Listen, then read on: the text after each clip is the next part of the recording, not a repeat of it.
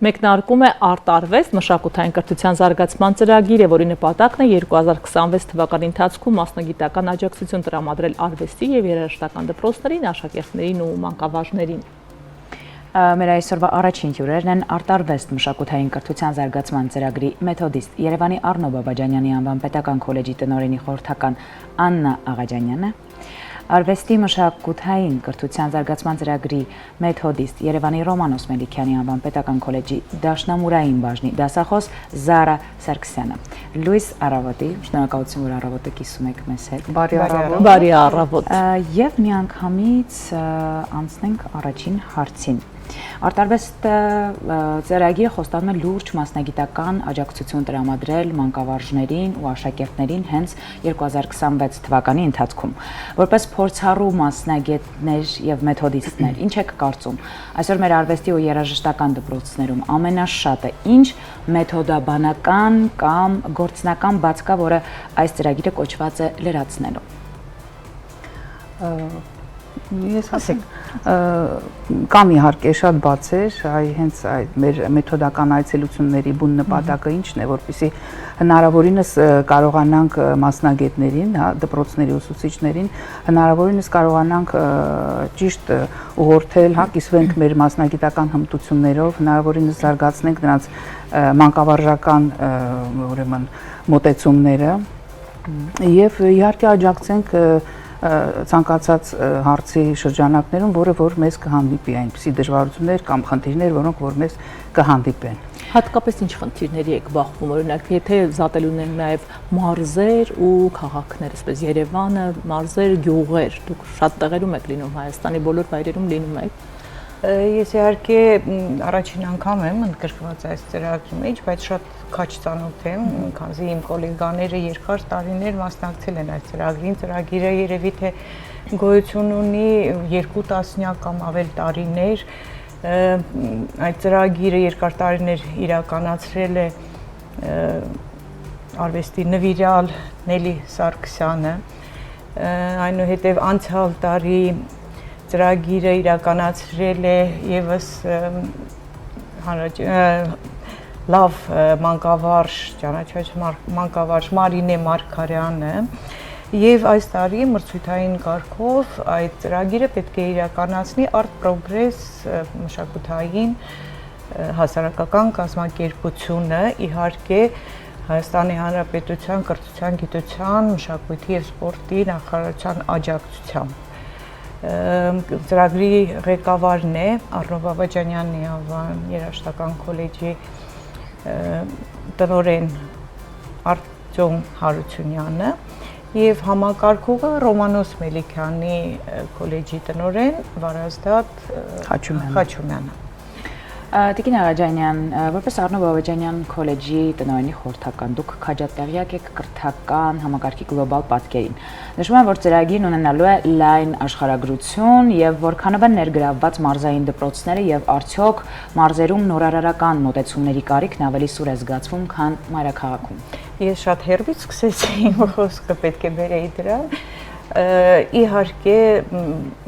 համեմատել չի կարելի մարզերի դպրոցների վիճակը Երևան քաղաքի դպրոցներում այսօր այնպիսի հագեցվածություն է, էլեկտրոնային գրատախտակներ, էլեկտրոնային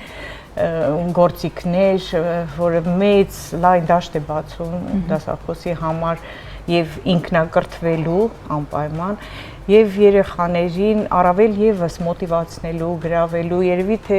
սխալ չեմ լինի, որ ասեմ պոկելու այս գadgetներից եւ հնարավորություն տալ այդ գadgetում փնտրել գոնե թե այն երաժշտական նյութը, որ դասի ժամանակ հրամցվում է, Իսկ շրջաններում խնդիրներ կան այնտեղ իհարկե քաղաքում էլ կան դպրոցներ, ես ուղղակի վերջերս եղել եմ Սարաջանի անվան երաժշտական դպրոցում եւ հիացած էի լուսավոր սենյակներ, այո, լուսավոր սենյակներ հագեցված այդ բոլոր պարագաներում, իսկ շրջաններում սկսած շենքային պայմաններից, երաժշտական գործիքների ինչու չէ նաև մանկավարժների այ մի ցավոտ բան կարող եմ բերել, որ իմ գոլեգաները բազմիցս փաստել են, որ հեռավոր շրջաններում, քանի որ երաշտագետ մասնագիտությամբ դասատու չկա, այդ երաշտատեսական առարկաները դասավանդում է, գուցե թե դաշնամուրի դասատուն, կանոնի դասատուն, դա իհարկե իրավիճակից դուրս գալու հնարավորություն է, բայց ցանկալի է, որ մասնագիտացված մանկավարժը դասավանդի։ Այդ շղթան ինչպես է գործում, օրինակ, դուք ինչպես եք պլանավորում ձեր աշխատանքները, դուք ուսուցչին, ուսուցիչը աշակերտին, թե նաև կապ Երևան բերելու, մարզերի աշակերտներին ծանոթացնելու Երևանյան իրականության գլխավոր նպատակներից մեկը նաև այն է, որպեսզի ստեղծվի հնարավորինս պինդ ամբողջ մասնագիտական կապ Երևանի եւ մարզային դպրոցների միջև։ Մենք դպրոցները մեզանից կստանան այդ մեթոդական աջակցությունը, իսկ դե մենք էլ մարզերից ստանում ենք ողջավորվածություն, տաղանդ եւ ստեղծագործական ներուժ, ինչին որ ականատես եղանք մեր վերջին այցելության ժամանակ, եղանք Էջմիածնի երաժշտական դպրոցներում, անկեղծ ասած շատ ողջավորված էի այնտեղի վիճակից, մեծ տպավորություններով եմ վերադարձել Երևան, այնպիսի նվիրումով են աշխատում ուսուցիչները, ել չեմ ասում աշակերտությունը, այսպես նայում են, լսում են, թե ինչ ես ասում, որ հանկարծ ոչ մի բառ բաց չթողնեն եւ այս պարագայում խոսելով երաժշտական, հա, ուղղվածության մասին, այս մեթոդական այցելությունների շատ մենք որպես այդպեսին հանդիսանում ենք շահագրգիռ կողմ Ռոմանոս Մելիքյանի քոլեջը եւ Արնո Բաբաջանյանի անվան երաժշտական քոլեջը եւ մեր գերնպատակներից մեկը ինչն է, որպեսզի աշակերտությանը մարզային երաժշտական դպրոցների հնարավորինս կարողանանք համապատասխանեցնել իրենց կրթական մակարդակով, որ ասենք հետագայում երբ նրանք նպատակ են ունենում ընդունվելու երաժշտական քոլեջներ, որպեսզի նրանք հնարավորինս նրանց մասնագիտական, հա, այդ կրթական մակարդակը համապատասխանի քոլեջների ընդունելության մակարդակին։ Տիկին Սարգսյան, լինելով Ռոմանոս Մելիքյանի անվան քոլեջի դաշնամուրային բաժնի դասախոս, դուք անմիջապես շփվում եք ապագա երաժիշտների հետ եւ ինչպես է արտարվեստ ծրագիրը օգնելու մանկավարժներին ավելի ճիշտ մոտիվացնելու ժամանակակից թվային դարաշրջանում մեծացող երեխաներին սիրելու եւ հասկանալու դասական կամ ակադեմիական արվեստը։ Դե նախ ասեմ, որ ինչպես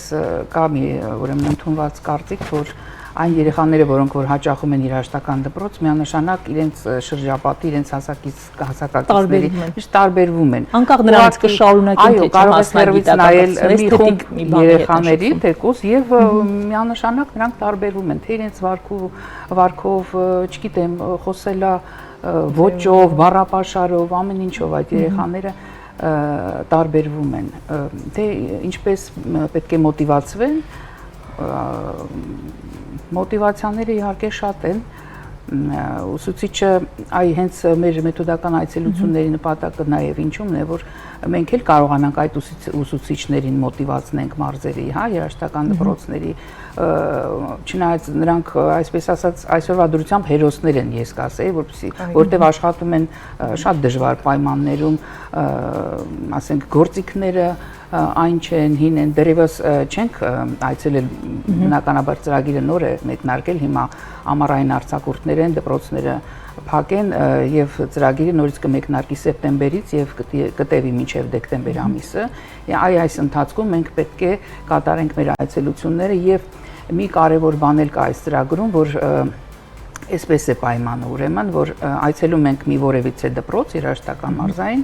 մի որոշ ժամանակ հետո մենք կրկին պետք է այցելենք այդ դպրոցը, որպեսզի տեսնենք, թե ինչպիսի աշխատանք է տարվում մեր արած գործից հետո, հա, որպեսզի տեսնենք արդյունավետությունը ինչպիսին է։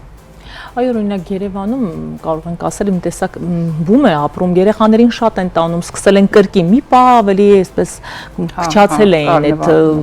տեմպը նվազել էր, հիմա կրկին շատ են տանում երաժշտական տարբեր խմբակներ են, նույնիսկ ամենափոքր տարիքից մինչև շարունակում են։ Մարզերում ինչպիսին է այս դինամիկան։ Մի փոքր կդժվարանամ պատասխանել այս հարցին, բայց այսպիսի ծրագրերը միշտ նպաստել են դրան եւ կարծում եմ, որ այս տարի էլ մեր ծրագիրը նույնպես կնպաստի,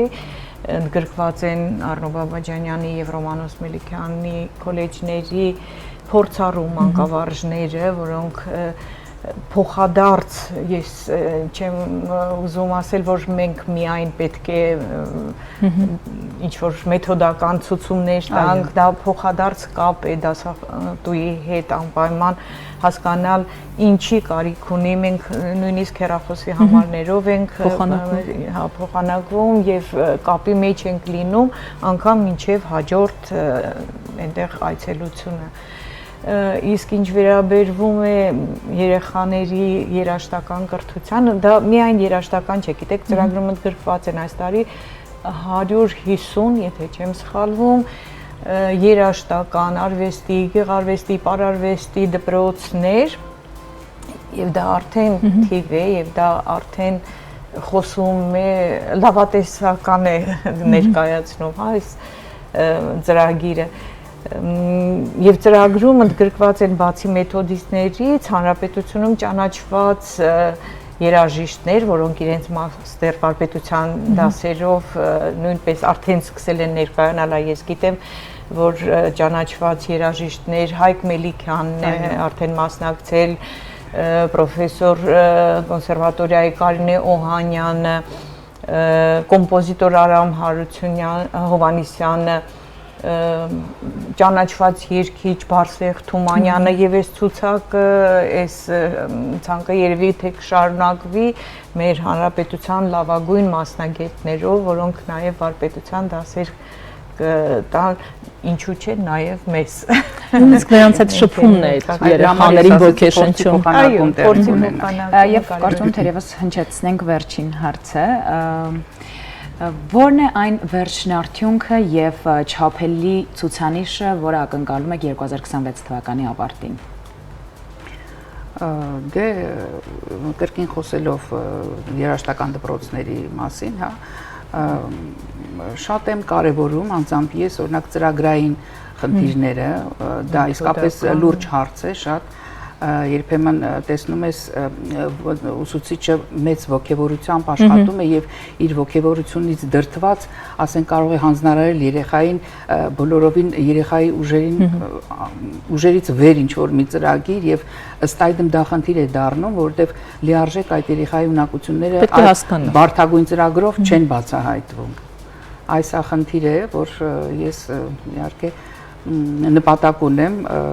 այդ հարցը կարգավորելու։ Երևի թե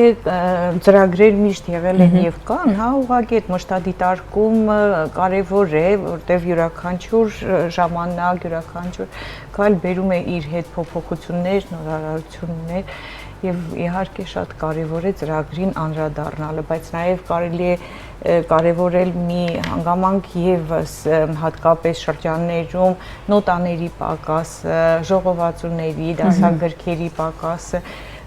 մինչ օրս սոլֆեջո առարկան անցնում են այն ժողովածույով, որով որ ես եմ սովորել երաժշտական դպրոցում կամ Կոֆրիցկին, հա, երևի թե կարելի է վերանայել եւ կան հիմա դասախոսներ մեր քոլեջում օրինակ Շաքե Հովհաննիսյանը կազմել է 2 ժողովածու սոլֆեջոյի առաջին եւ երկրորդ դասարանի ծրագրով եւ դա շարունակական աշխատանք է, ցանկալի է որ շատերը ներգրավեն այդ աշխատանքին, որովհետեւ